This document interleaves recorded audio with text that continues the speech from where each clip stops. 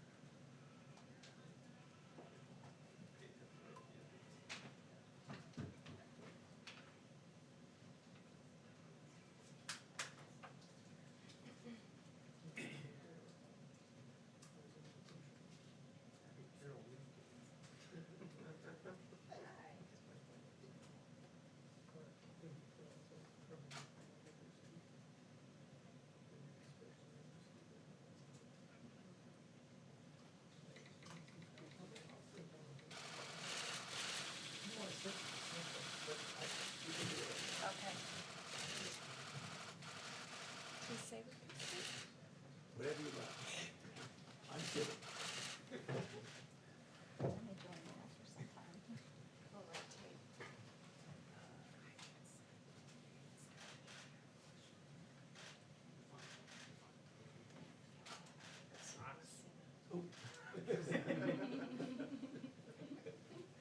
I want to match her scarves.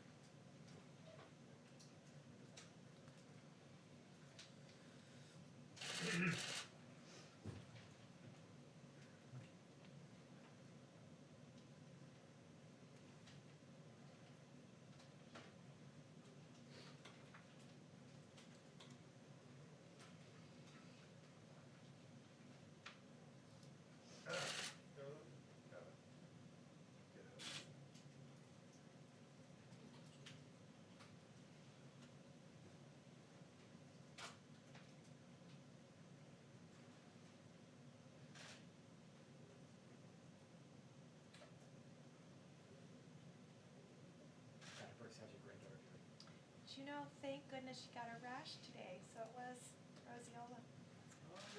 It's good my presumptive diagnosis was correct. I don't like to make mistakes. My own grandchildren. Telemedicine. Yeah. It's working. Probably never gonna go back, right? Never gonna go back, we'll just do telemedicine.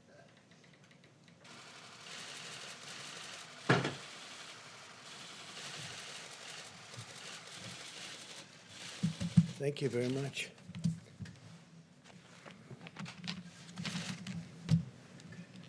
Today we continue to send our love to the great people of New York and New Jersey. We support them fully. We grieve alongside every family who has lost a precious loved one. New Yorkers are tough and strong and brave. New Jerseyites are tough and strong and brave, and they're being hit very hard right now. And for the next week, hopefully not much longer than that, it's going to start to go in the other direction. Our country is being hit hard, but some areas have done so incredibly well. We're so proud of them. They will beat this virus. We're going to beat it with the grit and the heart for which they're known and for which our country is known. And we appreciate everything that everybody is doing. We pray for Prime Minister Boris Johnson. He's become a great friend of ours. He loves this country. He loves his country. But he loves the USA, and he's always been very good to us. Whenever we had difficulty, he was with us, and we appreciate it. So we pray for Prime Minister Boris Johnson. He's going through a lot. As we intensify our military campaign against the virus, I think that it must be brought out that we have to thank the American people for continuing to follow our guidelines on slowing the spread, an expression that more and more people are thinking about. Nobody ever heard of it 2 months ago, and now everybody is talking about slowing the spread, stopping the spread. even during this painful week, we see glimmers of very, very strong hope. And this will be a very painful week. And next week, at least part of next week, but probably all of it. Look, if one person dies, it's a painful week. And we know that's going to unfortunately happen. This is a monster we're fighting. But signs are that our strategy is totally working. Every American has a role to play in winning this war. And we're going to be winning it. We're going to be winning it powerfully. And we'll be prepared for the next one, should it happen, but hopefully it won't. Our massive airlift operation for critical supplies, it's called Project Airbridge, continued today as 5 massive planes, flights, landed in the United States packed with personal protective equipment. And our nation's heroic healthcare workers will be the beneficiaries of that. 27 more flights are scheduled in the near future over the next couple of weeks. The Army Corps of Engineers is constructing facilities that will support more than 15,000 hospital beds to treat patients in need. So they're building now approximately 15,000. They just completed the big one in New York. They just completed and are in the process of continuing in Chicago and many other places. They're incredible. The Army Corps of Engineers, we owe them a lot. What they were able to do in such a short period of time. They'll build these massive facilities, 2,000 beds in 4 days. So it's really something very special. I know I was in the construction industry, and you don't see that happen very often. I want to remind governors and emergency managers that sharing real-time data with us about equipment and their needs is very important. All of their supplies, hospital occupancy is critical. A lot of the occupancy is really getting a little bit lower than anticipated, and that's good. We sort of thought that was going to happen. And we're getting along very well with the governors. This whole situation with respect to talking to us about equipment and equipment needs, giving us a little bit of lead time, so important. All the supplies, we're getting it to everybody like they never thought possible, but will ensure that we can rapidly deploy federal assets where and when they're needed, especially on ventilators. We're actually getting some ventilators back. As you know, the state of California was great. They sent some back, which they won't need, and Washington State likewise. And we have some others coming back, so we're using them in areas we need them. We are pressing forward aggressively on the scientific frontier of the medical war. The companies I've spoke to, the 4 leading, I call them the genius companies, they're doing incredibly well with respect to cures and also with respect to a vaccine that's going to protect us, totally protect us. And they have some great potential. It's going to take a little while yet, but they have some great potential, some great early results.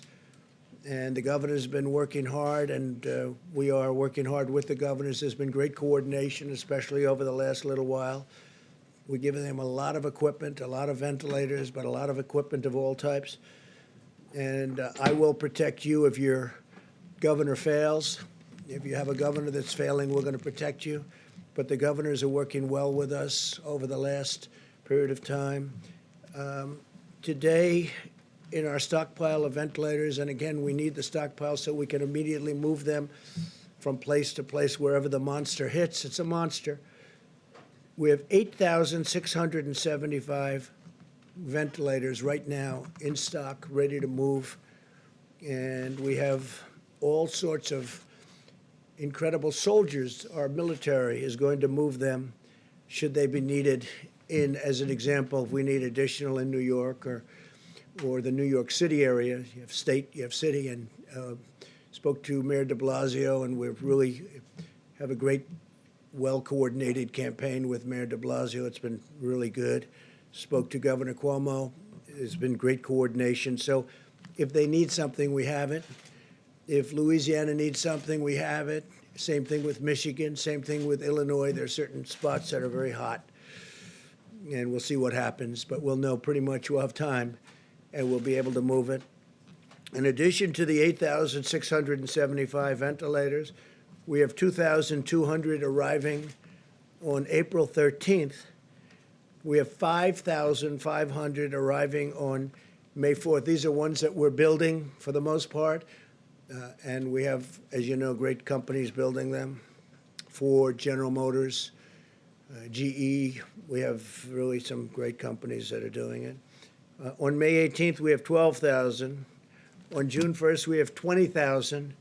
On June 29th, we have 60,000 ventilators coming, 60. So we have a total of 110,000 ventilators coming over a short period of time. I don't think we'll need them. Hopefully, we won't need them. I don't think we'll need anywhere near them. But we'll have them for the future, and we'll also be able to help other countries who are desperate for ventilators. The UK called today, and they wanted to know would it be possible to get 200, and we're going to work it out. We got to work it out. They've been great partners, United Kingdom, and we're going to work it out for them. So they wanted 200. They needed them desperately. We now have 10 drugs in active trials, with 15 more soon to follow, as well as 2 vaccine candidates in active clinical trials. We'll do whatever it takes to secure needed medical supplies and bring more production of essential medicines back to our shores. We're doing that. We're bringing them back to our shores. A lot of these companies, they went a little bit haywire. They went away from this great country, and they had them produced elsewhere. So we're going to start bringing them back. I've been talking about that for a long time, not only with medical, but lots of other things. America continues to perform more tests than any other nation in the world, and I think that's probably why we have more cases. Because when you look at some of these very large countries, I know for a fact that they have far more cases than we do, but they don't report them. We've performed 1.87 million tests to date, so that's 1,870,000 million tests. Think of that, 1,870,000 tests to date. And now we're performing them at a level that nobody's ever seen before. As we announced yesterday, CVS testing sites in Georgia and Rhode Island will be using Abbott Labs rapid 5-minute tests. We're down to now 5 minutes. It's a 5-minute test so that people can get their results back very quickly. And we're actively engaging on the problem of increased impacts. This is a real problem, and it's showing up very strongly in our data on the African American community, and we're doing everything in our power to address this challenge. It's a tremendous challenge. It's terrible. And provide support to African American citizens of this country who are going through a lot, but it's been disproportional.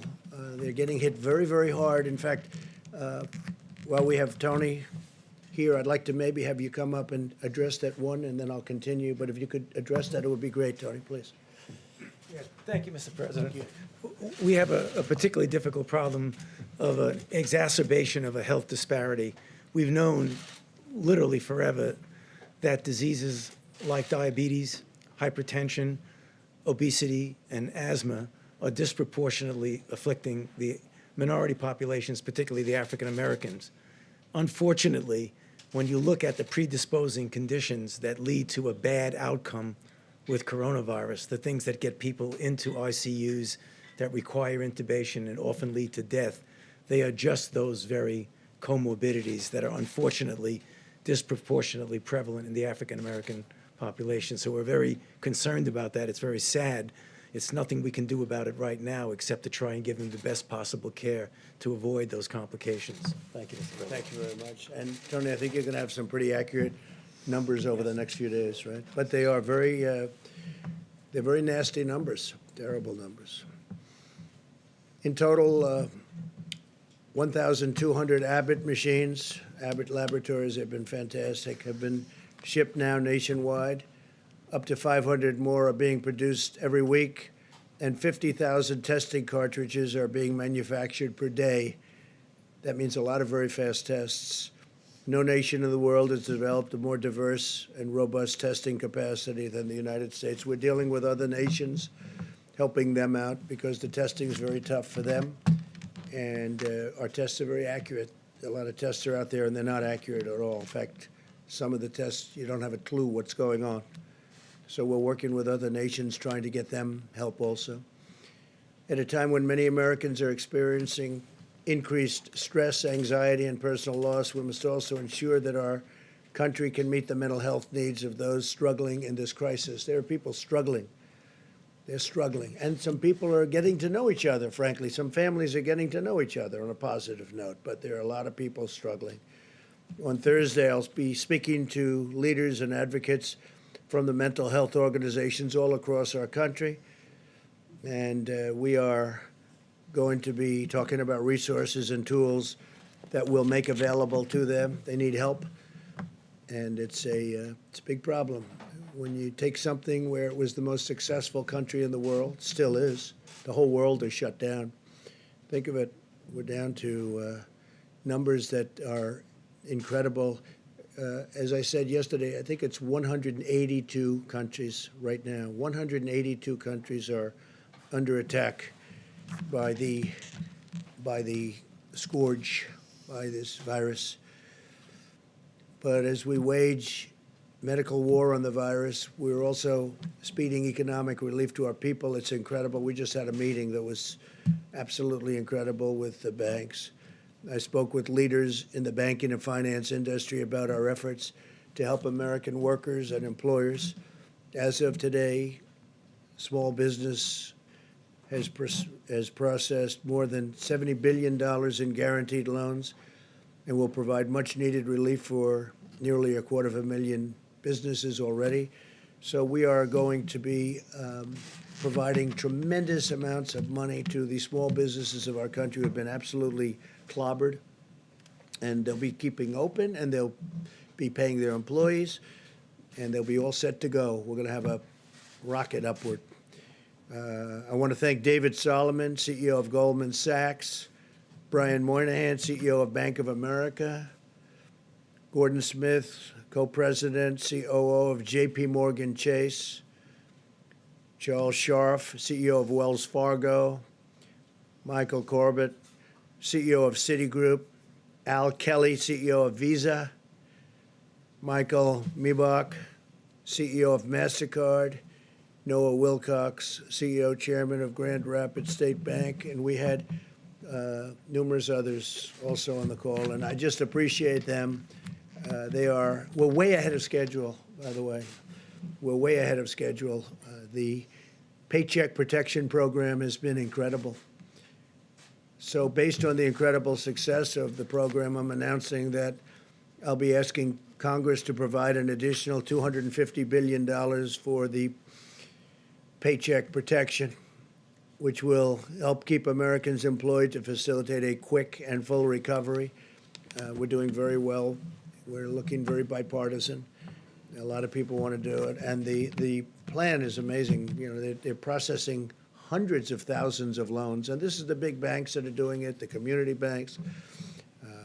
But the biggest banks right now in our country are doing it, and they're doing it for a lot of reasons. One of them is they want to help people.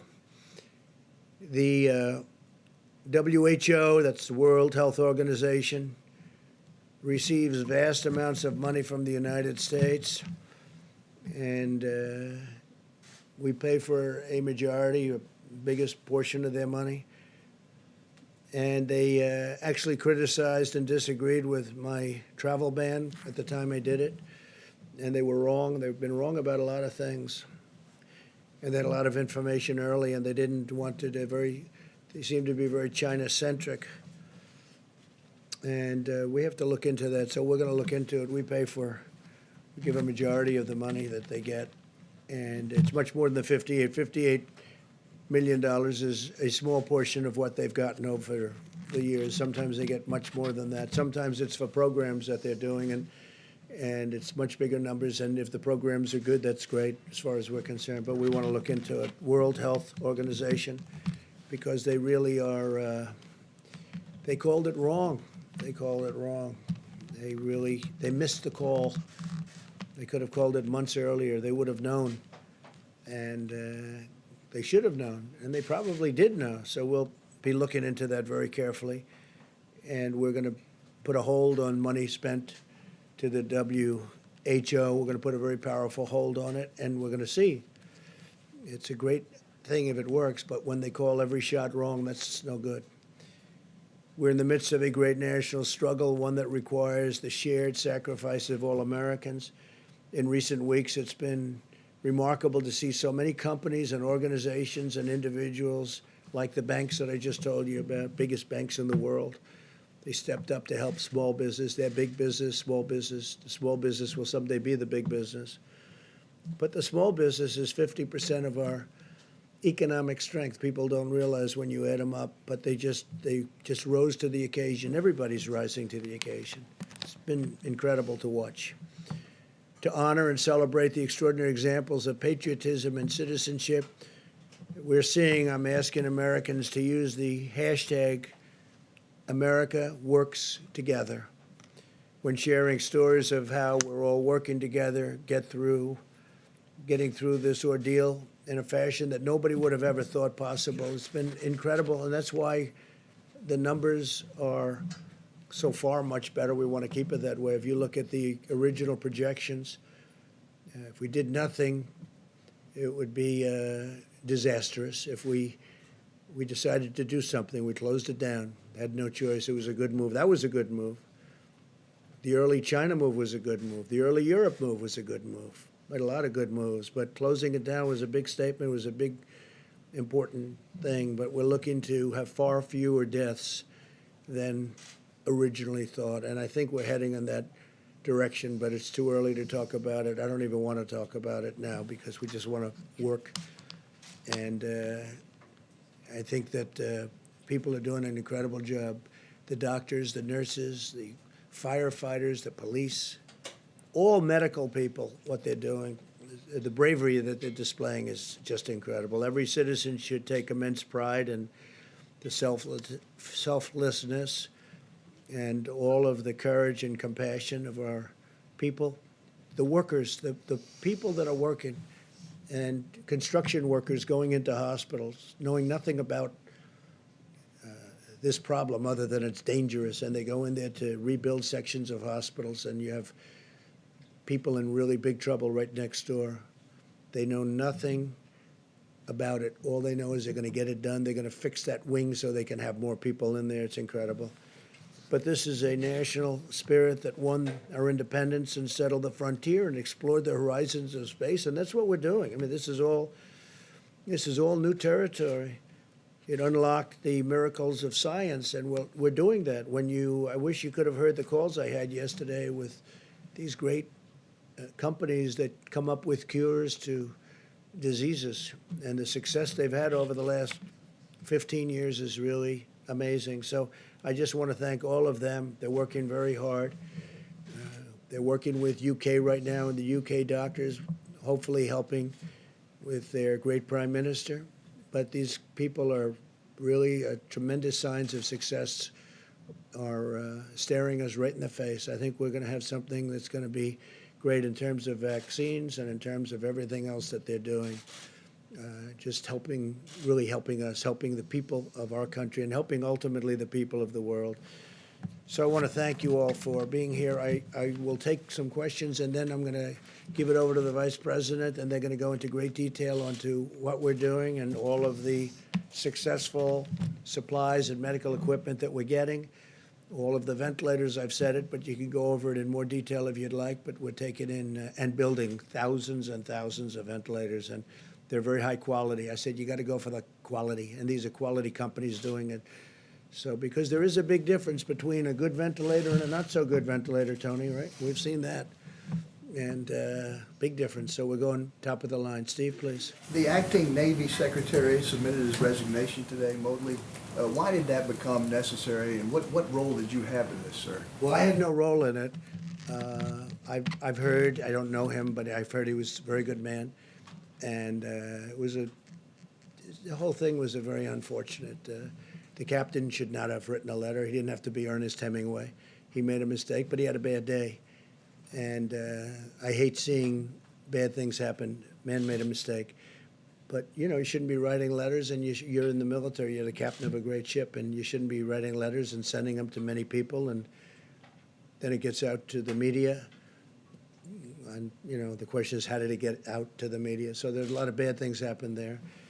And I had heard he did because he didn't want to cause any disturbance for our country. So that was because he wouldn't have had to resign. I would not have asked him. I don't know him. I didn't speak to him. But he did that, I think, just to end that problem. And I think in really many ways, that was a very unselfish thing for him to do. What should happen now to Commander Crozier, who left? Well, they're going to look at that. I think the Secretary of Defense, as you know, is Mark Esper, and he's very capable. And I think he's looking at that right now. They're going to just take it under regular Navy channels to see what they want to do. But he made a mistake, but he shouldn't have done that. And your secretary probably shouldn't have said quite what he said. He didn't have to resign, but he felt it would be better for the country. So I think it will end it quickly. Yeah, please. So, Mr. President, a couple on the economic front. The $250 billion that was added today, or Yeah. will be added for the small business loan program, brings it to $600 billion in total. Do you think that figure is enough? Might there We're need going to be more down the You line? know, when you see hundreds of thousands of applications, don't forget, they're for $3,000, for $7,000, some for a couple of million. I guess one of the banks said a couple of million. So they're for different, very varying amounts of money. And there's a limit on the top, and then there's really no limit on the bottom as to what it might be. But it's really popular. It's hundreds of thousands of applications. They really like it. What I like is it keeps these companies together, these little companies. Just like we're going to help the airlines and the big companies, we're going to help the little companies. And the banks are running. Nobody's equipped to do a thing like that, but the banks are equipped. So the banks are doing it. Big banks, small banks. We have many banks, community banks. And they're processing the loans, and they'll be able to watch it and make sure it's done properly. Talk today, sir, as well about potentially reopening the economy in the upcoming weeks. You mentioned the other day about a potential economic task force. Can you give us some sort of update as to where Well, we're that may or thinking may about not- that, but we want to open up. We want to get it open soon. That's why I think maybe we're getting to the very top of the curve. I spoke with Governor Cuomo, and he seems to think that he's getting close, and I think a lot of people think that a lot of places are getting close. We want to start hitting the downside, and I think we're going to be doing. This is going to be a very difficult week, however. This week will be a very difficult week because that's the most difficult week when you're at that top position, and we'll see what happens. We'll see what happens. It does open up. What can the federal government do? Well, Because the federal because a lot government of has it- done a lot, and it's going to do a lot. We want to.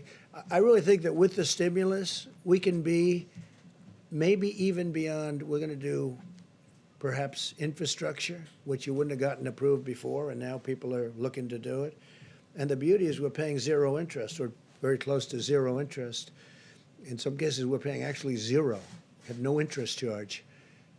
And the dollar is very strong, and people are investing in the dollar. They want, the fact that we have the strong currency. We have the currency. Our currency is everything. And other companies, other countries want to be in our currency. So we're getting all of the investment wanting to come into the dollar. The dollar is the strength. The dollar is the whole ballgame. We have a strong dollar. Other currencies are going down, way, way down in some cases. You look at other countries, I won't mention them, but other countries are going down 22%, 25%, 28%, and it's very hard for them. That makes it much more difficult. With us, our currency is relatively now stronger than it ever was, or it was over the last few years relative to other countries. It's always relative to other countries, but our currency is very strong. So therefore, people want to invest. If we do a bond issue to do infrastructure, everybody wants a piece of that issue, even at zero interest. Yeah, please. Did you see these memos that reportedly Peter Navarro wrote back in January? When did you see them, and how does these memos sort of square with what you've often said that nobody could have predicted this? It sounds like he was predicting. I didn't see him, but I heard he wrote some memos talking about pandemic. I didn't see him. I didn't look for him either. But that was about the same time as I felt that we should do it. That was about the same time that I closed it down. I asked him about it just a little while ago because I read something about a memo. I said, did you do a memo? I didn't see it. I didn't ask him to show it to me. He said, yes, I talked about the possibility of a pandemic. Nobody said it's going to happen, but, there is a possibility. There always has been a possibility, but people wouldn't talk about it. But it was right about the time that I closed it down. And interestingly, the World Health Organization was not in favor of us closing it down. And if we didn't close it down, we would have lost hundreds of thousands more lives. So we did a good thing. Yeah, please. So at the time, though, when Peter Navarro did circulate those memos, you were still downplaying the threat of coronavirus in the U.S. You were saying things like, "I think it's a problem that's going to go away within a Which I'm couple of right days." about. It will go away. You said within a couple of days the cases will be down to 0. Well, the cases really didn't build up for a while, but you have to understand, I'm a cheerleader for this country. I don't want to create havoc and shock and everything else, but ultimately, when I was saying that, I'm also closing it down. I obviously was concerned about it because I closed down our country to China, which was heavily infected. I then closed it down to Europe. That's a big move, closing it down from China and then closing it down from Europe and then ultimately closing it down to the UK. So, and it was right about that time. But I'm not going to go out and start screaming, this could happen, this could happen. So, again, as president, I think a president has to be a cheerleader for their country. But at the same time I'm cheerleading, I'm also closing down a very highly infected place, specifically the location, as you know, in China that had the problems. And we're closing it down, but we close it down to all of China, then we close it down to all of Europe. Those were big moves, and it was right about that time. Sir, just a quick follow-up, Mr. President. Did you just Mr. learn President. about this today? Say it? You learned about the memo today? Just I read about it maybe a day ago, 2 days ago. Do you feel like someone in your among your staff or Peter Navarro himself should have told you about the memo No, not at earlier? all. It was a recommendation, it was a feeling that he had. I think he told certain people in the staff, but it didn't matter. I didn't see it, but I did. I closed it down. I don't remember it even being discussed. We had a meeting where there were a lot of people. Most people felt they should not close it down, that we shouldn't close down to China, but I felt we had to do it. And that was at almost the exact same time as the memo. If you had read the memo at the time, how would that have changed the steps you took or the I don't statements think it that would you have made? changed around because that I time? did. I basically did what the memo said, and the memo was, the memo was pretty good memo from the standpoint that he talked, I guess, I didn't see it yet. He was saying that the U.S. warning that the U.S. could lose trillions of dollars and millions of lives. Well, you're not gonna lose millions of lives, but you'll lose plenty of money, but I couldn't have done it any better because it was about the same time and I closed it down to China. And just lastly, so you maintain confidence in him, in Peter Navarro? Of course I maintain, he wrote a memo and he was right, and I haven't seen the memo, I'll see it later on after this, but it didn't matter whether I saw it or not because I acted on my own. I guess I had the same instincts as Peter. Peter's a smart guy and he's a good guy and he's done a wonderful job. But he wrote a memo and I guess he talked to various people about it. But ultimately I did what the memo, more or less what the memo said just about the time the memo came out. I closed it down. I took a lot of heat. The World Health Organization was very much against. They didn't like it. They actually put out statements about it. In all fairness to Joe Biden, he called me xenophobic.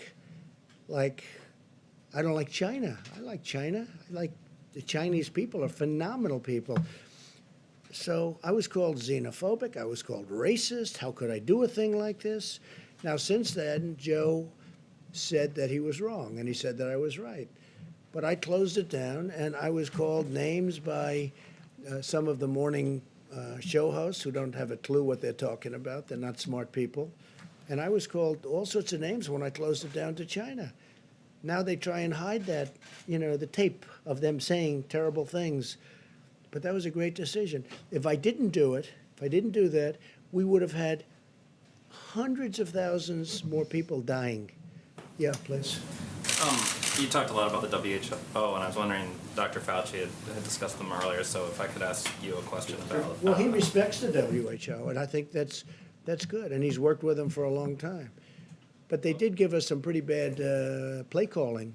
They've also, I think, given lots of countries in the world accurate coronavirus testing that's been central to your guys' data modeling and so So on. that I don't know. I can only say that with regard to us, they're taking a lot of heat because they didn't want the borders closed. They called it wrong. They really called, I would say, every aspect of it wrong. Until The funding freeze I'm does not happy about it. Look, we fund it. Take a look. I mean, go through step by step. They said there's no big deal, there's no big problem, there's no nothing. And then ultimately, when I closed it down, they actually said that I made a mistake in closing it down, and it turned out to be right. But at the time, they did that. So we're just going to take a look at it. We fund it, and they seem to be, I said recently in social media, I said they seem to be very China-centric. That's a nice way of saying it, but they seem to be very China-centric. And they seem to err always on the side of China. And we fund it, so I want to look into it. Yes, please. Thanks. A quick follow-up on that. So is it time to freeze funding to the WHO during a pandemic? No, maybe not. this I mean, I'm not saying I'm going to do it, but we're going to look at it. You did say that. We give a tremendous, no, I didn't. I said we're going to look at it. We're going to investigate it. We're going to look at it. But we will look at ending funding. Yeah. Because you know what? They called it wrong. And if you look back over the years even, they're very much, everything seems to be very biased toward China. That's not right. I wanted to follow up. You talked about African Americans and how they've been disproportionately affected by the coronavirus. Seems to be, unfortunately. Do you plan on requiring the CDC, any federal agencies or state agents, public places doing tests and private companies doing tests to collect that data on the race of the people being tested and the race of the people being treated and the outcomes? Well, we're just seeing tremendous evidence that African Americans are affected at a far greater percentage number than other citizens of our country, because we're dealing with our country. Now we're looking at it from a worldwide standpoint.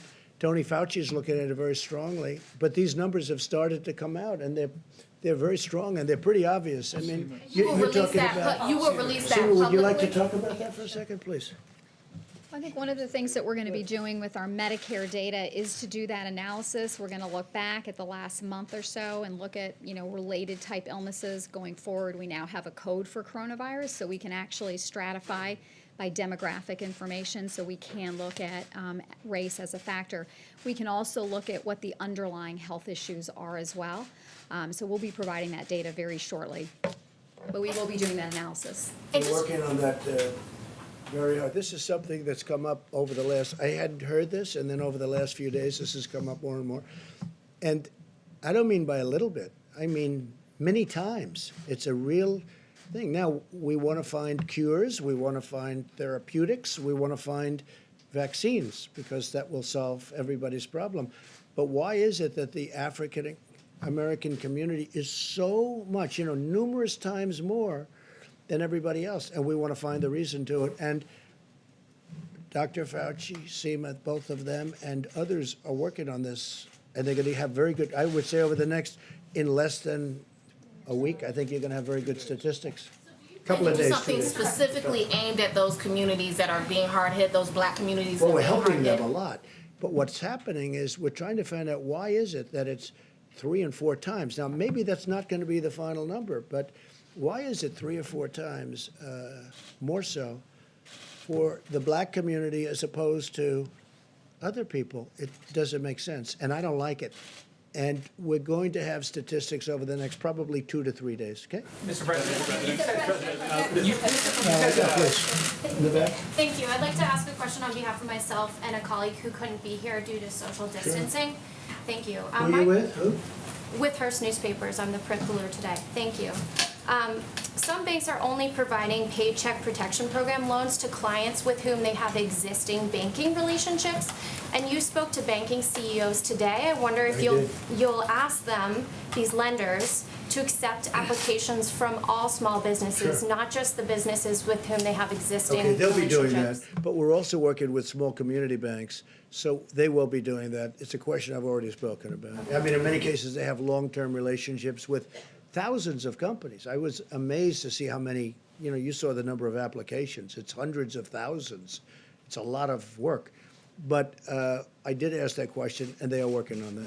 Thank you. And my second question from a colleague is Congressman Jerry Connolly, a Democrat from Northern Virginia, told the local DC CBS station that you personally requested the CARES Act stimulus bill be stripped of $25 billion for the Postal Service. Connolly claims that unless the USPS gets that $25 billion, the agency will be run out of money by June.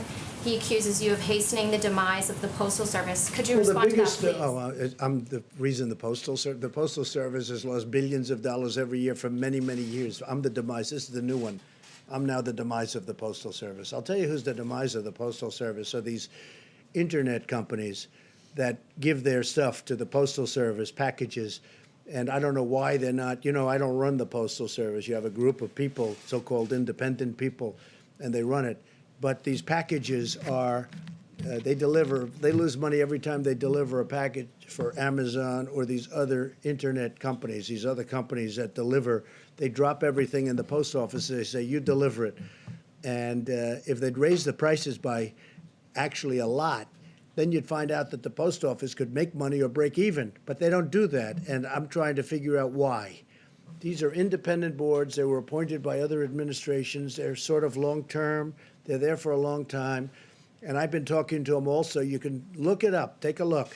They have to raise the prices to these companies that walk in and drop thousands of packages on the floor of the post office and say, deliver it.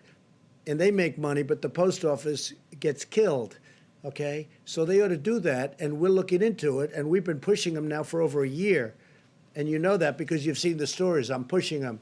It's not fair for them to these great, wonderful modern companies. They walk into our old post office with all these routes that could never be built. You could never build them. They go into areas that you could never do.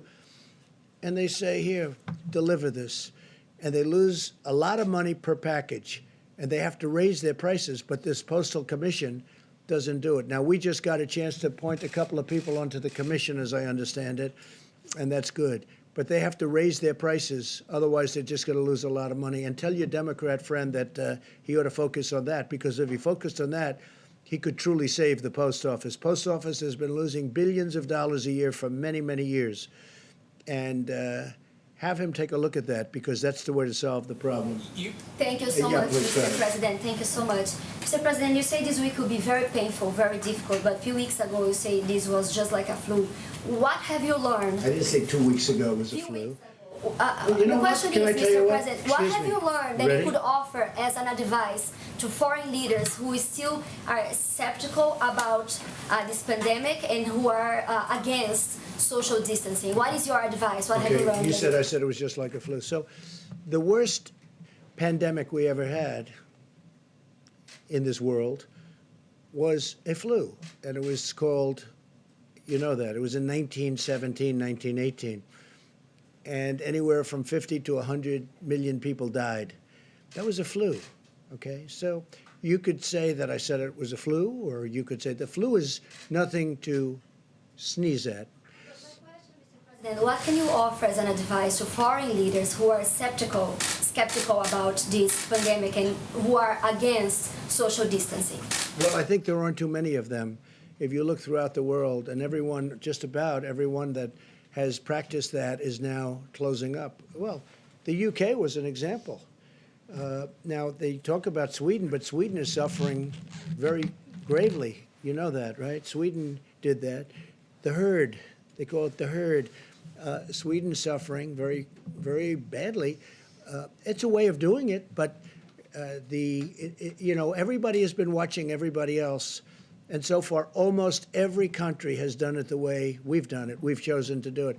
If we didn't do it that way, we would have lost hundreds of thousands of more people. Okay. Mr. President, there's voting going on today in Wisconsin. There are reports of thousands of people waiting in hours-long lines as they've had to weigh their own personal health and their civic responsibility.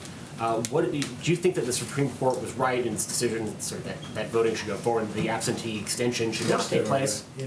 Look, the Supreme Court, of course they were right, because what the Democrats wanted, and you know what this happened. I supported a man named Justice Kelly, who's Daniel Kelly, highly respected justice.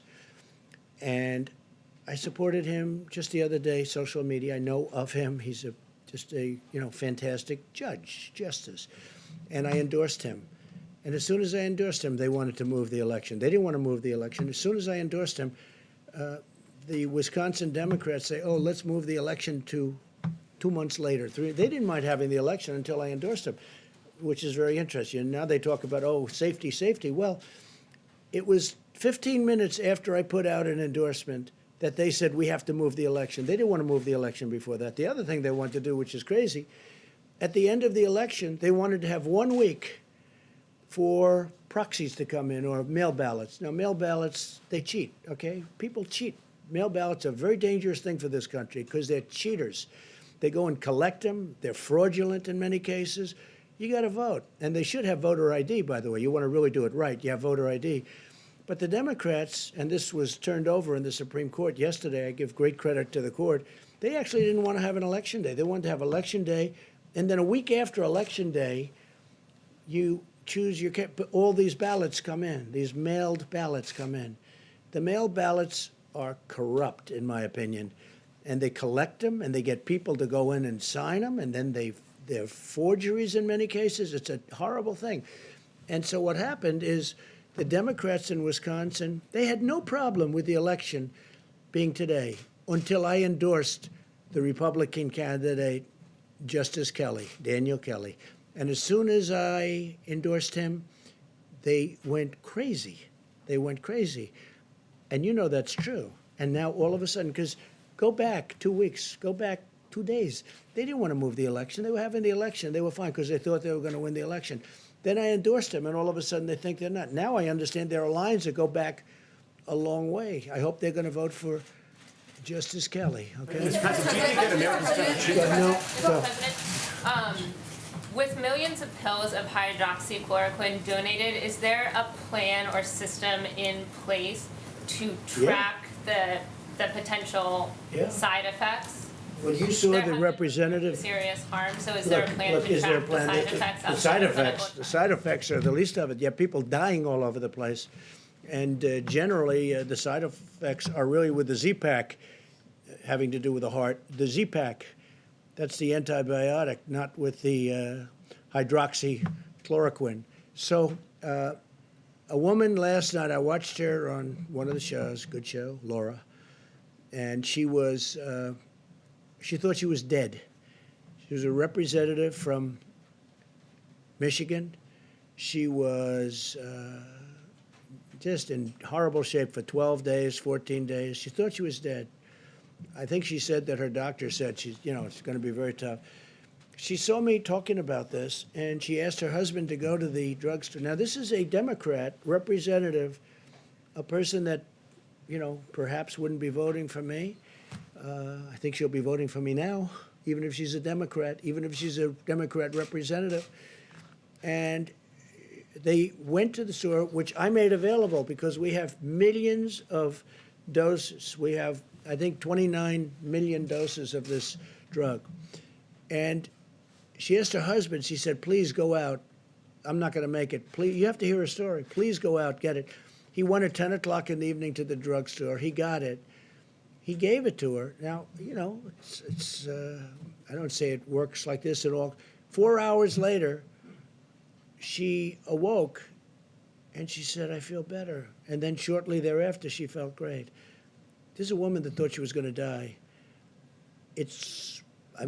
She's a Democrat representative, highly respected woman, African-American woman. I don't know if you saw it. As you asked a question about African-American, she was an African-American woman, a great woman. Her manner of speaking, the way she told the story was beautiful. I asked my husband to go and get it. He got it.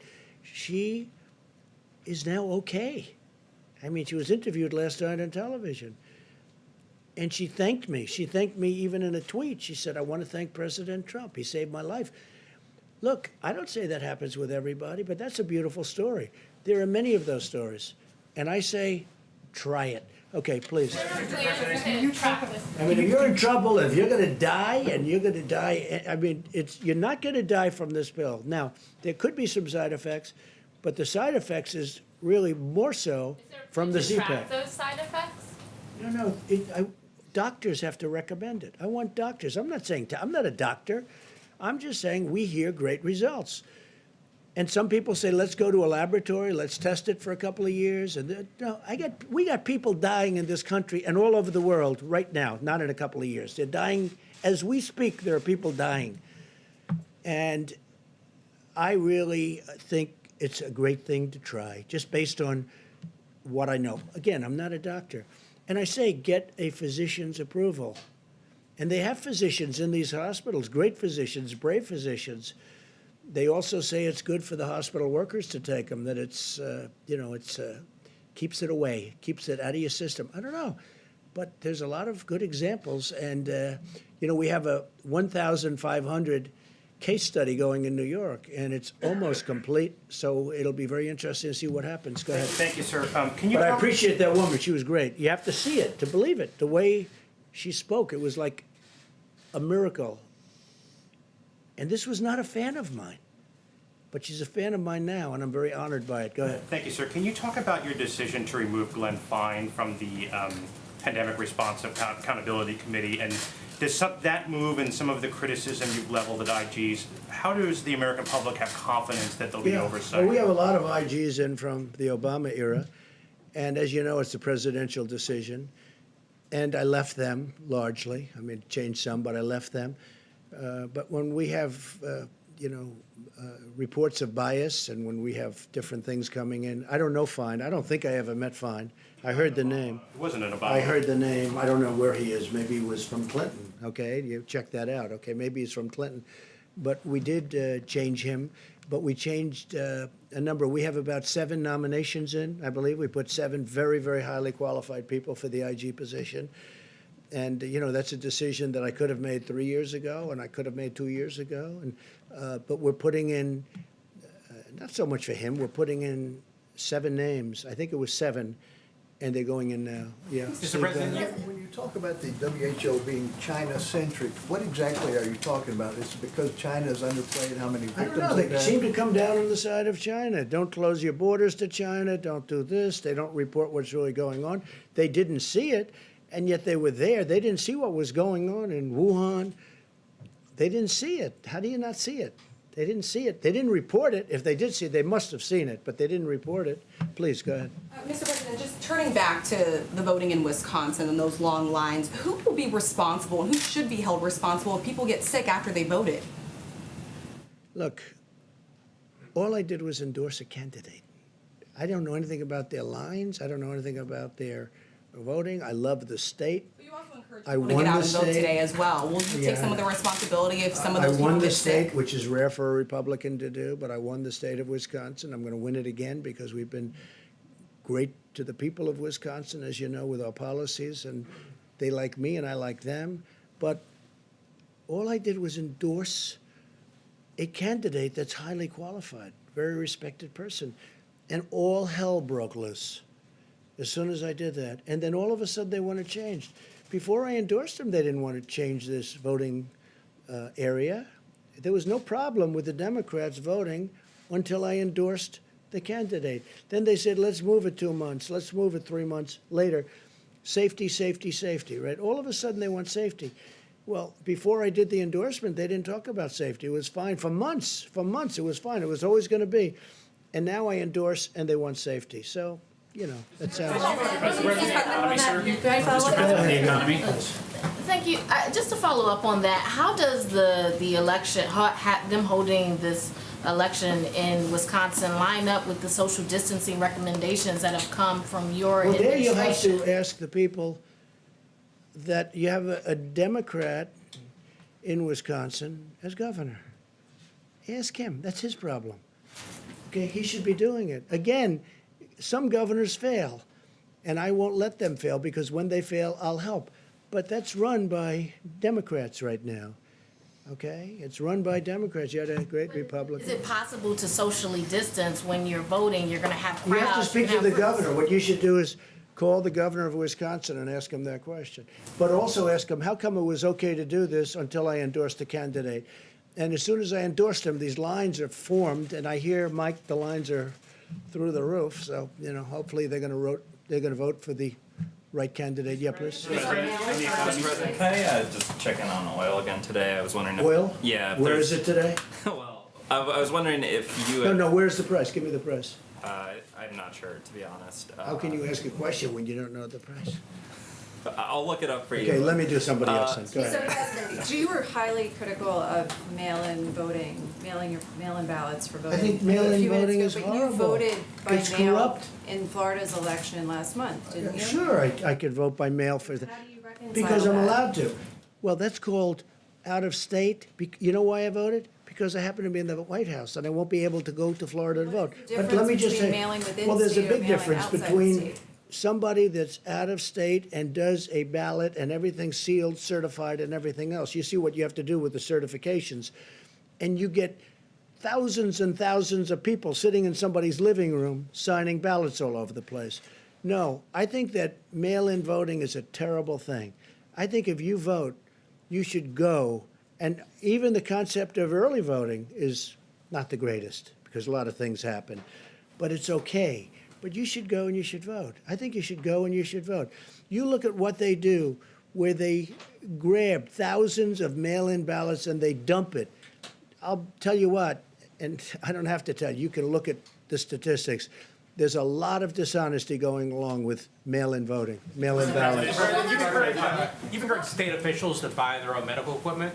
The federal officials are kind of swooping in and scooping up those orders. How That's are you not right. ensuring that it's I've being been hearing that distributed so long. fairly and is Well, there we're more getting transparency? great prices on equipment. We're getting great prices on equipment, and we're helping the states. And the governors are very thankful. Mike Pence had a call yesterday with every governor was on the call, and it was like a love fest. They're very happy. I don't know if they tell that to the press. Some of them don't. Some of them will never say good to the press, but they know we've done a great job. Not a good job, a great job. Because state officials are widely No, saying no, I that. think sometimes it does. And what we say is, let us know, and we will immediately drop out of the bidding. Let us know, and we do that, and we drop out. Sometimes we tell them to drop out because we've got a good price. And then we'll deliver it to them. How do you ensure it's being fairly One distributed? colleague. Yeah, go ahead, behind, please. Go Yes, ahead. thank you, Mr. President. No, not you. In front, please. Some states have had trouble with getting accurate death counts, particularly because of lack of testing or no uniform. Did you see death counts? Yes, because of lack of testing and no uniform system to put that into. When you say death counts, I think they're pretty accurate on the death count. Somebody dies, I think the states have been pretty accurate. There's no testing. That's a big deal, what you're just saying. No, the death counts, I think they're very, very accurate. I do say this, I think if you look at China and if you look at some of these very large countries, when you talk about cases, number of cases, I would be willing to bet they have more cases than we do, but they don't do the testing like we do. But you look at, you look at some of these certain countries, and I would be willing to bet a lot that they have more cases. But we're more accurate, and our testing is done very accurately, and we've got a good process. Did you have one? Yes, please. Mr. President, Oh, yeah. you have been very consistently supportive of a payroll relief tax. A And I what, know payroll? that, payroll relief. Now, I know you're still busy trying to implement Right. phase 3, but as we move towards phase 4, Yeah. are there still obstacles to that? Because that would put money in American pockets, like Yeah, consistently. you're right. I would love to see a payroll, good questions. I would love to see a payroll tax cut. And I think on behalf of the people, it would be quick. Now, it's a longer term, it's a longer time because it's over a period of a year or whatever you want to make it. But I would love to see a payroll tax cut. There are many people that would like to see it as a permanent tax cut, payroll tax cut.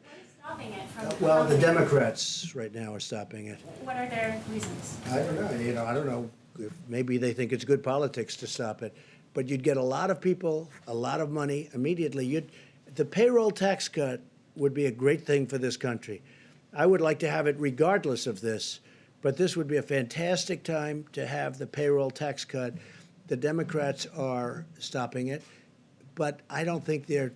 I think there's a certain flexibility. I think it's something that we should do, both for business and the people. But this would get money into the hands of small business immediately, money in the hands of people, the workers and people immediately, and it would be over an extended period, and it would be simple to do. It's so easy to do. It's a great tax cut, and I'd love you to speak to the Democrats and let's get it done. So I'm going to give this now to Vice President Pence, and they're going to go over some very good statistics with everybody. And we'll have a couple of answers on that because we're working very hard on the African American community with respect to what's going on because it's not good. I don't like it. And we're going to have some very good statistics, Tony, I think over the next couple of days. So thank you all very much. Thank you.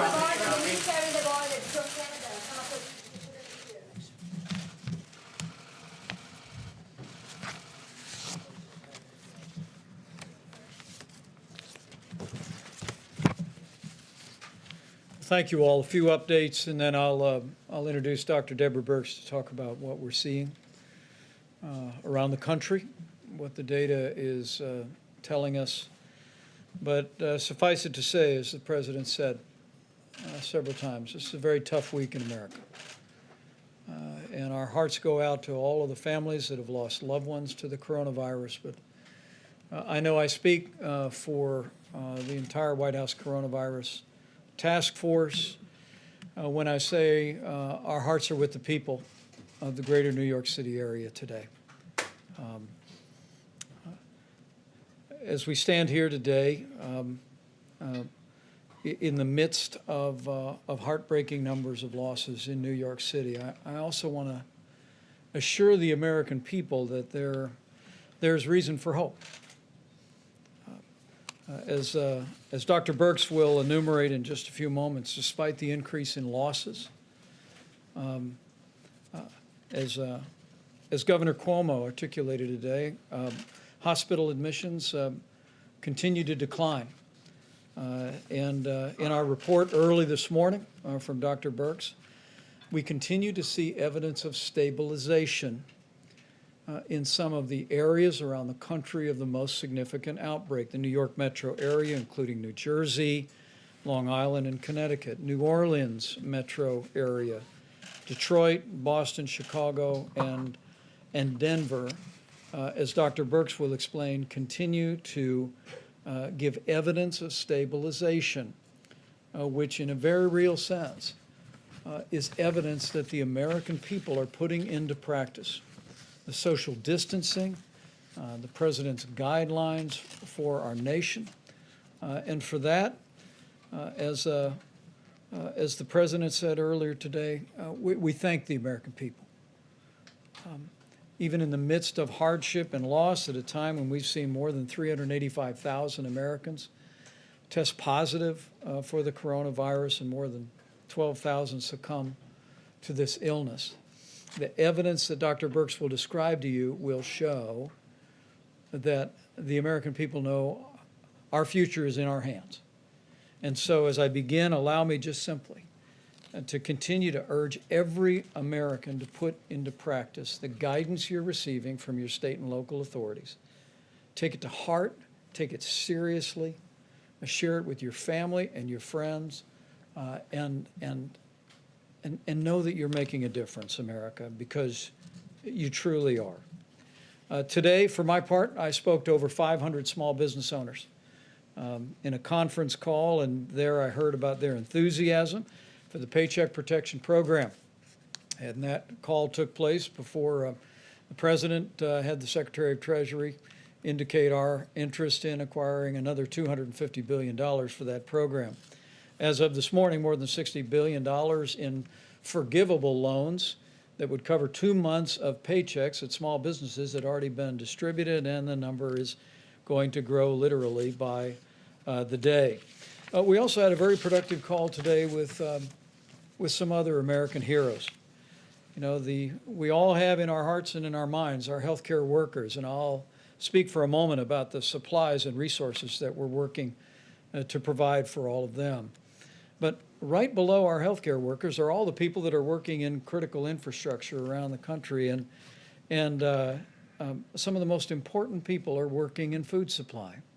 I mean, from the farmers and the ranchers to our processors, to our distributors, to our truckers, to our grocers. Americans are keeping food on the table for our fellow Americans. And let me begin by just saying what I said to some of the most prominent CEOs of meat and grain industry companies in the country, companies like Tyson Foods and Hormel today. Not just these companies, but to all the hardworking people working in food supply today, thank you. Thank you for what you're doing to keep those grocery store shelves stocked.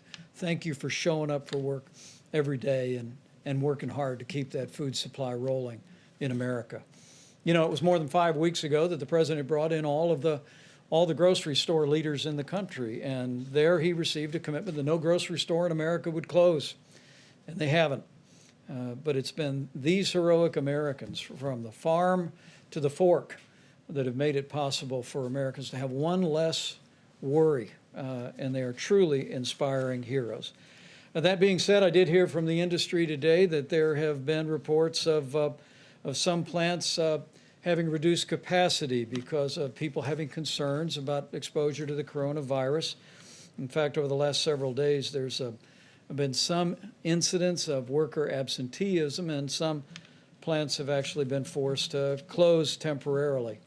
And so on behalf of the president, on behalf of our entire team, and on behalf of a grateful nation, let me just say to all of you that are working in the food industry at every level across the country, just understand that you are vital. You are giving a great service to the people of the United States of America. And we need you to continue as a part of what we call our critical infrastructure to show up and do your job, and know that we're going to continue to work tirelessly in working with all of your companies to make sure that that workplace is safe. With that being said, let me talk about the other heroes that we always mention at this podium today, that Dr. Birx and Dr. Fauci invariably mention, and that's our healthcare workers. At the President's direction, we've been working tirelessly, literally around the clock, to identify resources around the country and around the world to make sure our healthcare workers have the support that they need. With some 51 major disaster declarations, most recently Minnesota being approved, states have stood up 27,000 National Guard, but personnel-wise, before the end of business today, there will be more than 3,000 Department of Defense and Health and Human Service medical personnel on the ground in the greater New York City area. And those people will be redeployed once that region of the country moves through the coronavirus epidemic in that area. And we salute those extraordinary patriotic Americans for stepping forward to bring real relief to our healthcare workers. With regard to equipment, Admiral Polovchek reported to the task force throughout the course of the day today that we have continued to distribute ventilators across the country. We're sending additional ventilators from the Strategic National Stockpile. Maryland will receive 50 ventilators. Delaware will receive 50 ventilators. And that will leave more than 8,400 ventilators still in the national stockpile. One correction from yesterday, after our press briefing yesterday, FEMA made a different decision with regard to what the state of California generously made available. And the ventilators, some 500 ventilators that we again want to thank Governor Gavin Newsom and the people of California for donating to our nation's efforts. 100 of those are being deployed to New York, 100 to New Jersey, 100 to Illinois, 50 to Maryland, 50 to Washington, D.C., 50 to Delaware, and 50 to Nevada. With regard to the remainder of what we call personal protective equipment, again, we've been literally leaving no stone unturned anywhere in the country, anywhere around the world. And as Admiral Polovchek described just a couple of days ago, we've established not just an air bridge, but a control tower system modeled after military logistics out of FEMA. And while FEMA is acquiring a small portion of what's being acquired, 90% of the supplies are being routed directly into our massive distribution system. And FEMA is using the data that Dr. Birx provides to target those resources to the areas most in need. I asked them to break out a few details about resources that just in the last 5 days have been distributed, and I hope it's an encouragement to healthcare workers. all across these regions and around the country about the efforts that are being made to make sure they have what they need. You can see the New York metro area, including New Jersey, just in the last 5 days, more than 6 million N95 masks, more than 6 million surgical masks. When Governor Cuomo and I last spoke, he told me there was a real challenge for medical gowns in the New York City area and in New Jersey as well. And 2.8 million gowns were distributed to that region as well. Going next to New Orleans, where again, while we see some encouragement, challenges remain in that community.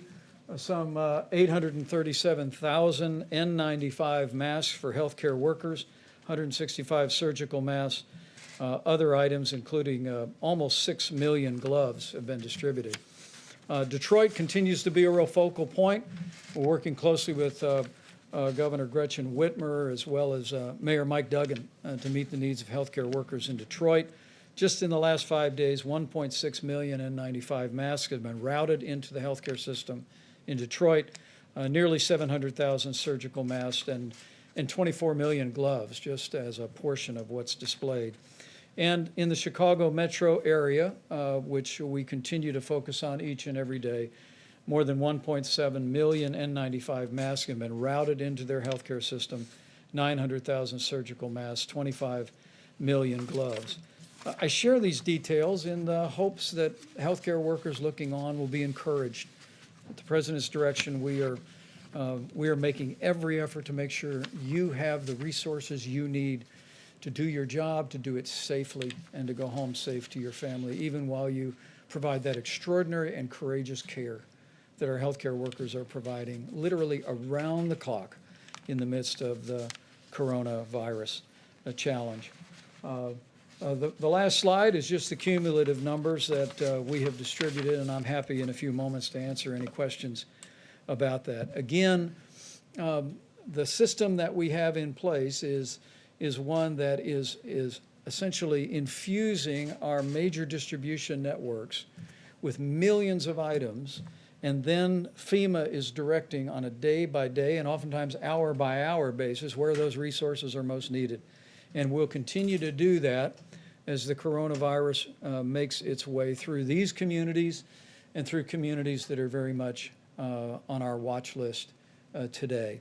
And let me just lastly say that, again, I want to thank the American people for stepping up and doing your part. We continue to be overwhelmed with one story after another, where people are doing social distancing, where people are looking after one another, where they're checking in with a phone call to an elderly friend, a family member, to make sure they're okay. I mean, we are on the front end of 30 days to slow the spread. And I will tell you, as a non-scientist up here, that I see glimmers of hope in the early numbers that we're seeing come out of the greater New York City area, New Jersey, even New Orleans and Detroit and Chicago. There does appear to be, as Dr. Birx will explain in more detail, there does appear to be evidence of leveling, evidence of progress. But this is exactly the time for all of us to redouble our efforts to do everything each and every one of us can, not just to protect our own health and that of our family and our loved ones, but to do our part to ensure that we lessen the impact of the coronavirus on America as a whole, but even more importantly, that we lessen the impact on lives by ensuring that we do our part to make sure that no one that is vulnerable is unnecessarily exposed to this virus. With that, let me yield to Dr. Birx and then Seema Verma and Dr. Fauci, and we'll take all your questions. Thank you, Mr. Vice President. So hopefully you can see from those numbers that we've taken a data-detailed approach, really bringing the power of granular data to the supply chain and moving supplies based on really what you would call burden of disease and need. If I could just start out by not just going to the numbers at the beginning, but really talking to the community of health advocates, to the community that works on the social determinants of disease and the communities of the historic Black colleges and universities. We really need to improve messaging, and I'm asking them to help us increase the messaging around this. We don't want to give the impression that the African American community is more susceptible to the virus. We don't have any data that suggests that. What our data suggest is they're more susceptible to more difficult and severe disease and poorer outcomes. And we really need to make sure that every household is aware of what it's going to take to protect the individuals in that household that have pre-existing conditions. We could call on the indigenous nations, the real tribal leaders, to also be working very closely to protect the elders of their communities. We know this is more difficult in multi-generational households, and it's really going to call for really unbelievable attention to details of hand washing and protecting others from each other, particularly if you don't feel well. This is really a call to action to the communities to make sure that we get messages appropriately out there so that everyone understands what it's going to take for us all to protect one another. And we know it can be done because we can see these changes. I wanted to go through the numbers at a high level so you understand why particularly these supplies went to these areas to begin with. We talk about attack rates or the cases per population. So in the New York, as a state, they have 7 cases per 1,000. This is the highest in the country. In New York City itself, it's closer to almost twice that in New York City. New Jersey is 4 per 1,000, Louisiana 3 per 1,000, Massachusetts 2 per 1,000, Connecticut 2 per 1,000, Michigan 1.5 per 1,000. The District of Columbia in the Baltimore area now 1.5 per 1,000, and we're watching them very closely. Pennsylvania 1 per 1,000, but we're concerned about Philadelphia. What is allowing us to move supplies based on burden of disease and need is the extraordinary West Coast that has had very low numbers, from Washington that was less than 1 per 1,000, California that is less than 0.5 per 1,000, and Oregon that's even less than that. And it's those states where there's large populations, because of the enormous work that they're doing to prevent expansion and spread of the virus, it's allowing resources to go to these states and these communities and these counties that need more support. And so this kind of data analysis is allowing us to make very intelligent decisions about need, but also really understanding what's happening across the country in the development of the curves, as you have heard about. And so we do see, and I know you heard me caution that over the weekend sometimes there's decreased case reporting, and so there were increases in a series of communities on Monday. We're seeing that stabilize again, and when you look over 3 days, you're starting to see that we may be actually in a series of communities outside of New York and New Jersey and Connecticut creating a much flatter graph. A much flatter curve. So you saw New York and the increase, and then you saw, we're hoping, as Governor Cuomo and the mayor has described, that they're getting to a steady state where the next outcome is going down.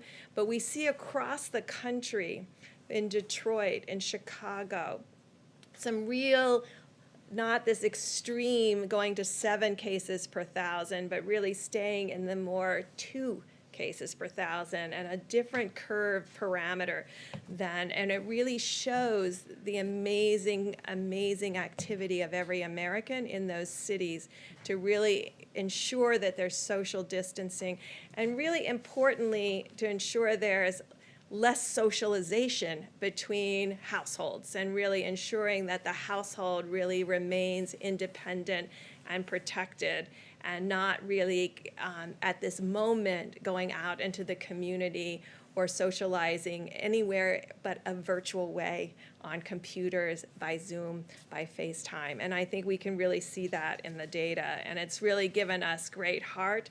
I want to finish by really talking to my laboratory directors, because you're extraordinary and you've done an amazing amount of testing.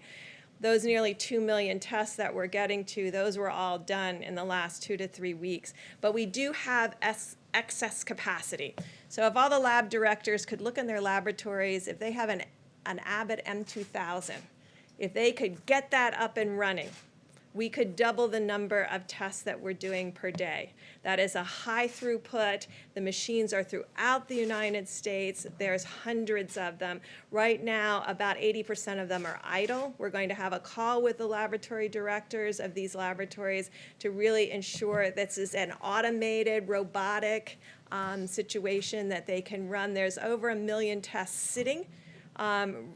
Test kits sitting, ready to be run. We have 5 platforms of tests. This is one of our really high volume platforms like Roche, and we're really calling on them to really increase that capacity so that we can do not only increased diagnostic testing, which I think we're doing quite well right now, but also increasing the ability to do more healthcare workers, first responders, community testing, and surveillance. And then finally, you will see, and you've heard about it happening in the UK and other places, there's a series of antibody tests out there that have not been validated. We're working right now very closely with a series of companies that know how to make these tests, that have made these tests for us for decades, for HIV, for a rapid test. They're working on that technology to bring that quality of test, which is in the 90+% sensitivity and specificity, to the American people for antibody tests. But until we get those, if you see them on the internet, do not buy them until we can give you a test that's reliable for all Americans. And we are working very hard to have that happen and bring that to the American public. Some of the tests that may be available on the internet may have very low sensitivity and specificity and give you a false reassurance that you either give you a false positive or a false negative, implying that you may be protected. So please wait until we have those tests available and validated. People are working around the clock to make those available to the American people. We all understand how important that is because you've heard us talk about asymptomatic cases, and we really want to know how broad that is and how common that is. And so in places like New York City, where I described that they had a 7 per 1,000, sometimes 2, 3, and 4 times any other place in the United States, being able to know what the number of people who never had symptoms but do have a positive test would be really critical at this point, particularly as we plan for any reoccurrence in the fall or in future seasons. Thank you. Great. And we at Seema Verma, Center for Medicaid and Medicare Services, will discuss what we've done to support hospitals. As we support healthcare workers, we want to make sure the institutions that are providing the environment for care are well-financed, and she's got a couple of funding streams, and help is on the way. Seema? Thank you, Mr. Vice President. And let me just start with echoing the President and the Vice President's comments about our condolences to all the people out there that have lost somebody to the coronavirus. And also, sincere appreciation and thanks to all our healthcare workers that are on the front lines. But we know that it's the impact on the healthcare system isn't just those frontline workers. Healthcare organizations across the nation are having increased expenses. They're having to spend more on supplies. You're seeing all of the supplies that are being sent to them, and that's having a direct impact on their bottom line. Many of them are also having increased expenses because they're taking advantage of some of the flexibilities that we've given them. Hospitals without walls, they're putting, you may see tents out in their parking lots where they're doing testing or screening, so they have a lot of increased expenses as well. Other healthcare organizations are not performing essential surgeries or other services. A lot of them are moving to telehealth, and that represents lost revenue for these healthcare organizations across the country. And so the President has asked us to address this issue. About 10 days ago, we put out something called accelerated payments that we do in the Medicare program, and it allows us to advance payments to providers based on their historical Medicare revenues that they receive. So just in 10 days, we've been able to provide payments to providers. We had about 25,000 requests. We've processed about 70% of these.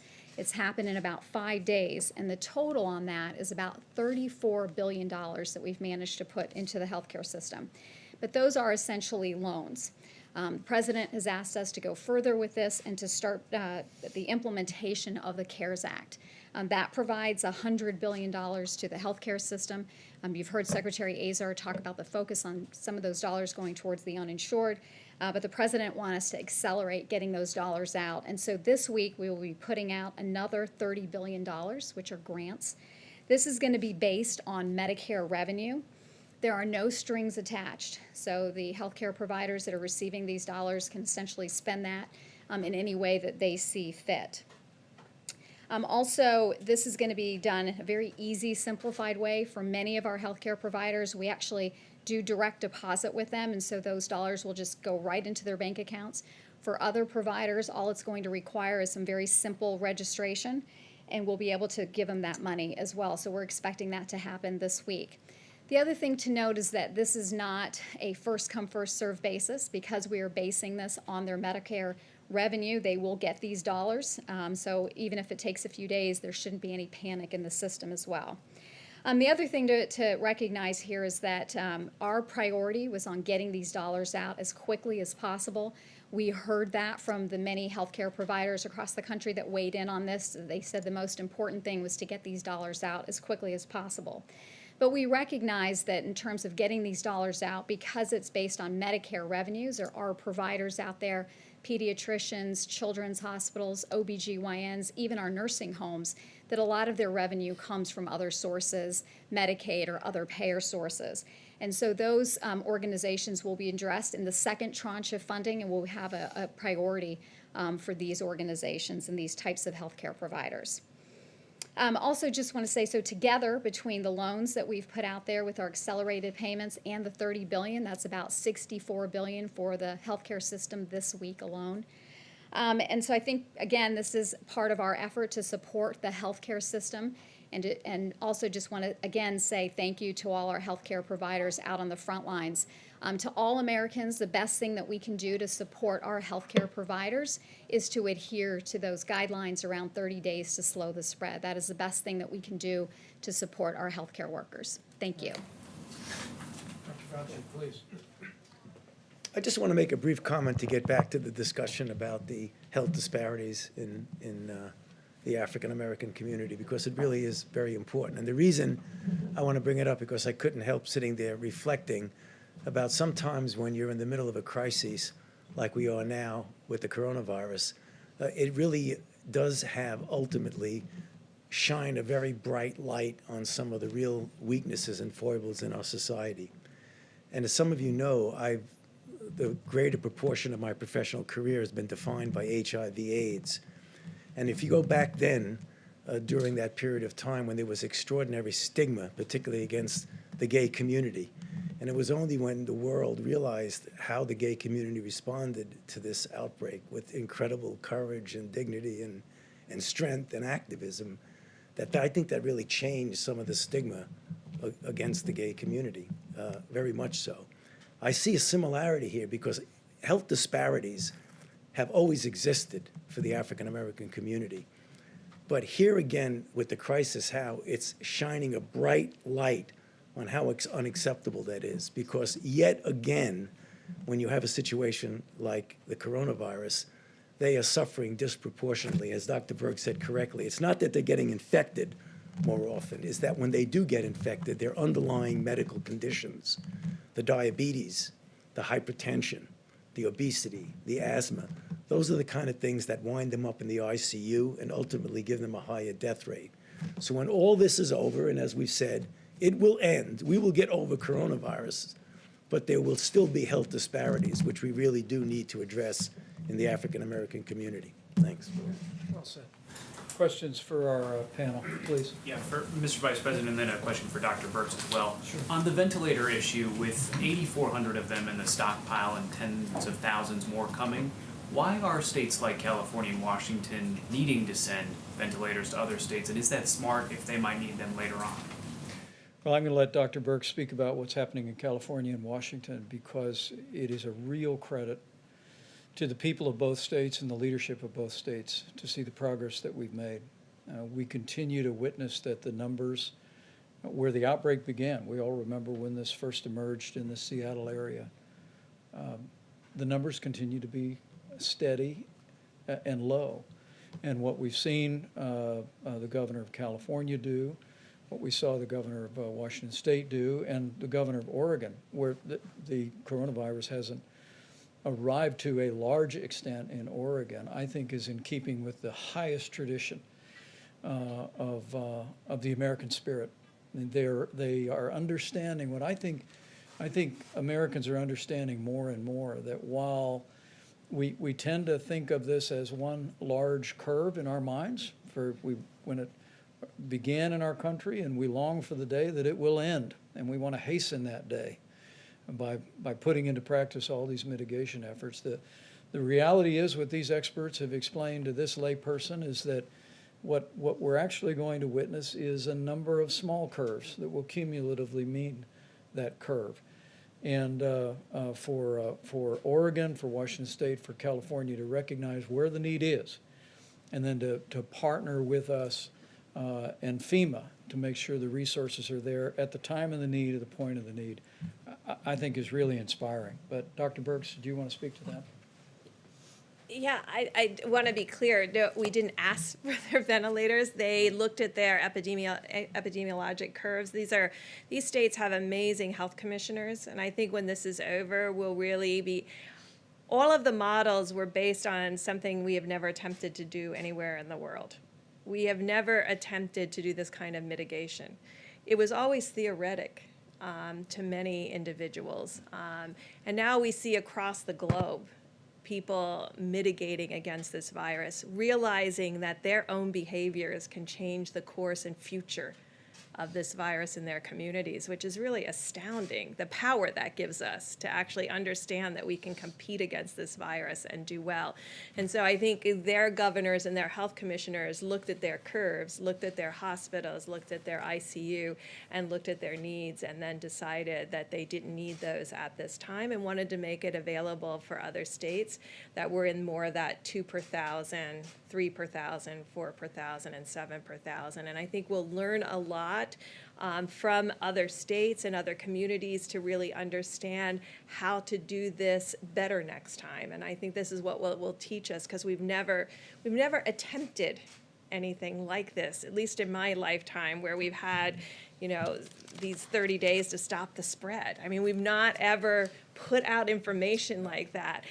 So I think you heard the CDC director talk earlier today about, in the models, how different individuals thought communities would mitigate and the rate at which they would mitigate. And I think you can see that across the world, we're learning that when you give communities the information that they need to understand what's going on, and you're transparent, that communities can be part of the solution in a transparent and amazing way. And I think this kind of education and dialogue is always critical when you want communities. I think when I first started here 5 weeks ago, I said that we will win based on what the communities are able to do as a community of Americans. And I think we're all really deeply impressed about what they were able to do. So it was the governors who decided. The testing backlog, I just had a quick follow-up question on that. How close are we to getting into that 24-hour window you've talked about being very important? And then what is the status of the self-swab test? So we're tracking all of that very closely. I use my time here to appeal to people, specifically the health educators, the health advocates, because I know the power with them. But to my lab directors, I really need the Abbott M2000 online, because that means we can do an extra 100,000 tests a day, and there's enormous power in that. The ability to self-test, last time I had my test here, I self-tested, so it can be done. It's straightforward. It works very well with that rapid 5-minute test. But what we now have to create, and I know that's always difficult because everybody wants one of something, we now have to create a mosaic that brings together where we know every single machine is in the United States, where our gaps are, and then align resources with need and gaps in the testing, and ensure that we have the right laboratory test for the right community. So you can see there would be communities, particularly the Indian Health Service or rural communities, where that Abbott ID Now kit could be incredibly helpful, because otherwise they're shipping it all the way to a capital, maybe 3 states away, and that's going to add 2 or 3 days to the wait time, which we're trying to get away from. The backlog, 2 or 3 days, or what would you? It varies state by state, and we'll be talking with all of the states about really changing how we do testing in the community to really ensure that we're testing optimally. Because right now we have still focused very much on hospital diagnosis because we know it will make a difference in treatment. So these major laboratories are still putting drive-through tests at the back to all the hospital tests. And so that's where the backlog is in the drive-through tests. So I know if you're an outpatient, not an inpatient, but if you're an outpatient, that is where the delays right now are, but it's state by state. And so some states have 24-hour, 48 hours for both their outpatients and inpatients. Others have short for inpatient and longer in outpatient, and then we're trying to reconcile those two pieces. Right. And the team is actually meeting tonight to review that, but one of the data points that we review is literally on a state-by-state basis what the turnaround time is for testing, and we continue to work that. And these Abbott Laboratory devices there's 18,000 of them across the country. When you go to your doctor office and get a strep test, it's that device. All Abbott Laboratories has done with strong and swift efforts of the FDA is create a test to put in that for the coronavirus, and it's a 15-minute test. And so I want to renew our call to all the healthcare providers around the country is find your Abbott device, and we'll work our hearts out to get a test to you. How about in the back corner? Mr. Vice President, thank you. One for you and then one for either of the doctors, if you don't mind. For you, sir, back to this idea of reopening up the economy, since it's not like there's a switch that you can just turn it back on, how does the administration envision this happening? Is it guidance from the White House and you hope the governors follow it? Are you going to put it in the governor's hands or the mayor's hands? How do you envision all of that working together? Well, the one thing I can assure you is that the president's decision in that regard is going to be informed by what the data shows and about decisions about when we can responsibly reopen America and put America back to work. I can tell you the CDC will have new guidance tomorrow that the CDC will be publishing for people who were in proximity to an individual that tested positive for coronavirus but have no symptoms. And CDC will be publishing new guidance about how those individuals and the circumstances under which they might be able to return back to work using some facial protection and monitoring their temperature, but we'll detail that for you. But what we're going to be doing over the weeks ahead is while we focus every day at the point of the need, as the president said many times, our first mission is to save lives.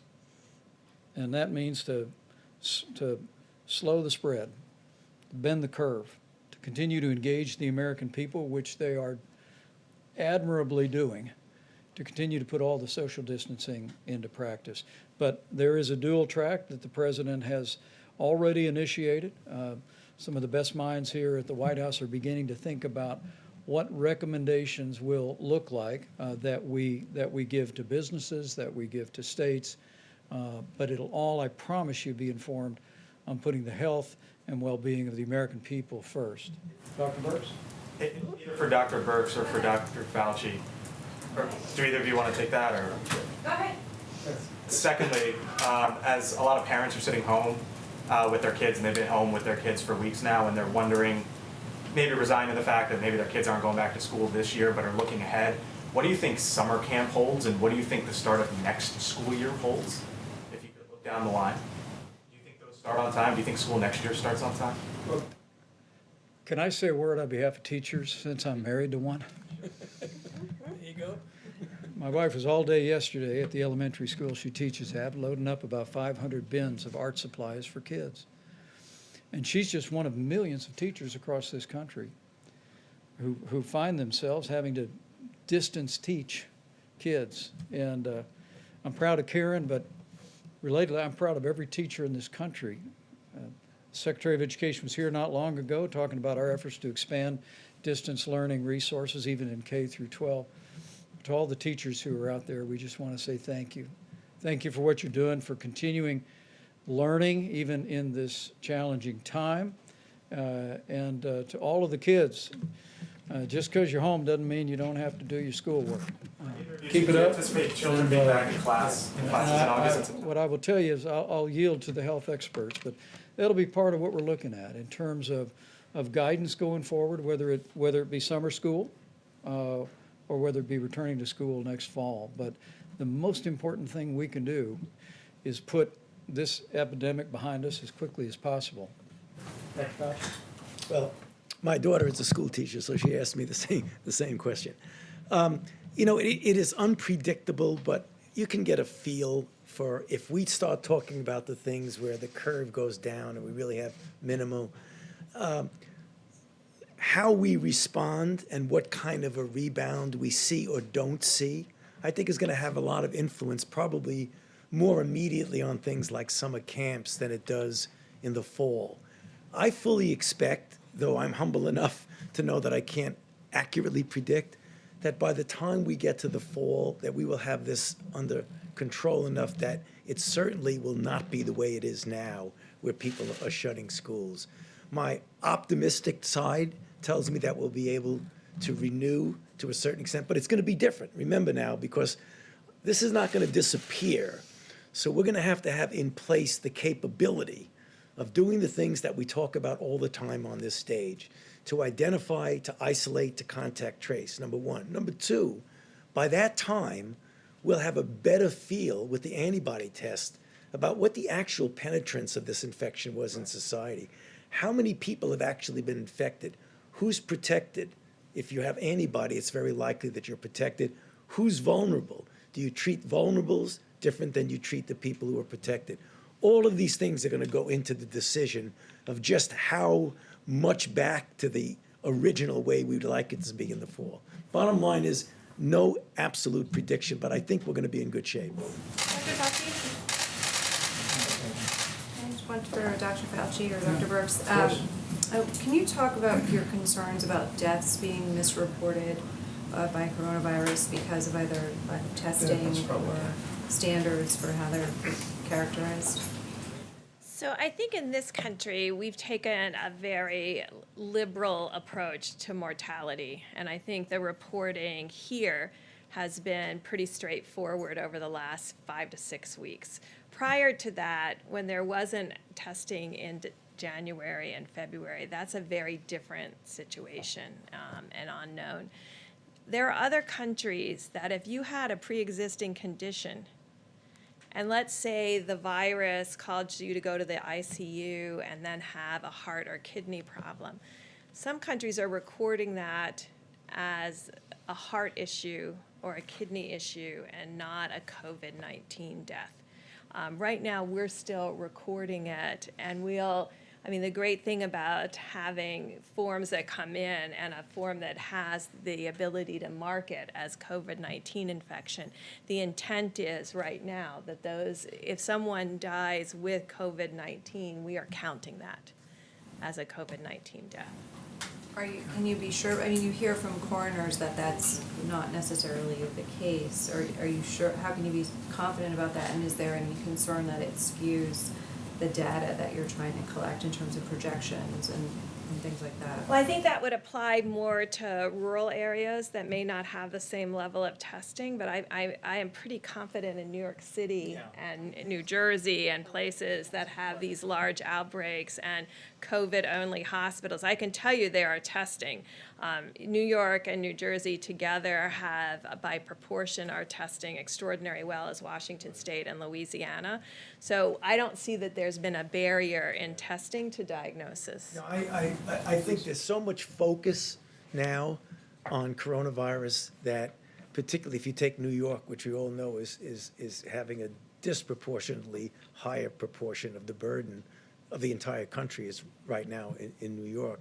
I can't imagine if someone comes in with coronavirus, goes to an ICU, and they have an underlying heart condition and they die, they're going to say cause of death, heart attack. I cannot see that happening, so I don't think it's going to be a problem. How about one more? A question for Dr. Fauci on the virus hitting Black communities the hardest. I mean, these numbers are staggering. Louisiana and other states are reporting 40 to 70% of deaths are African Americans. Do you expect that pattern to continue nationwide? Some states have not even reported their data yet.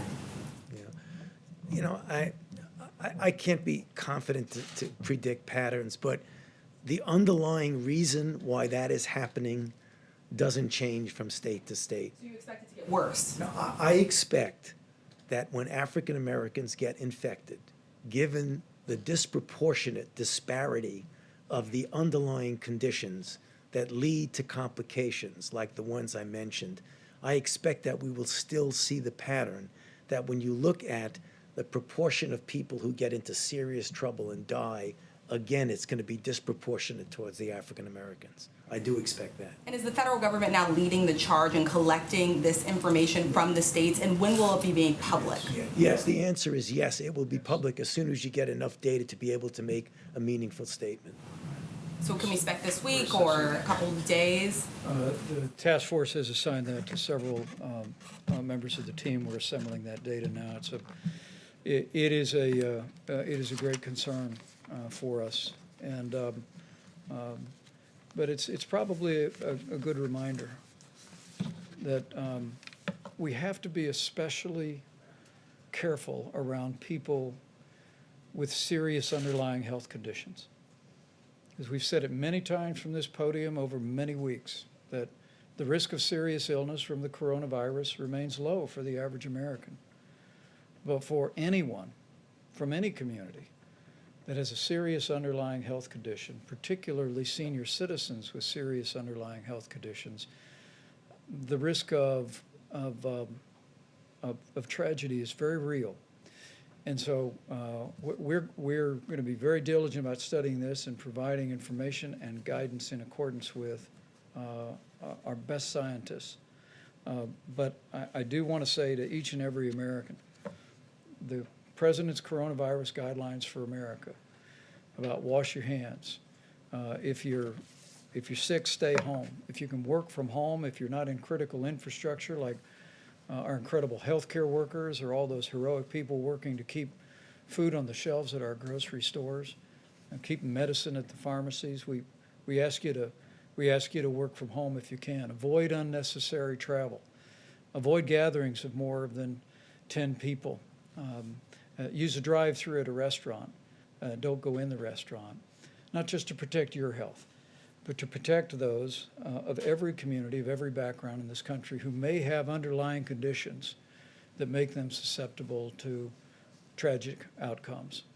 That's how we can all do our part to slow the spread and to protect our most vulnerable. And the American people are doing it, and as we continue to do that, we will hasten the day that we put the coronavirus in the past and we reopen America and put America back to work.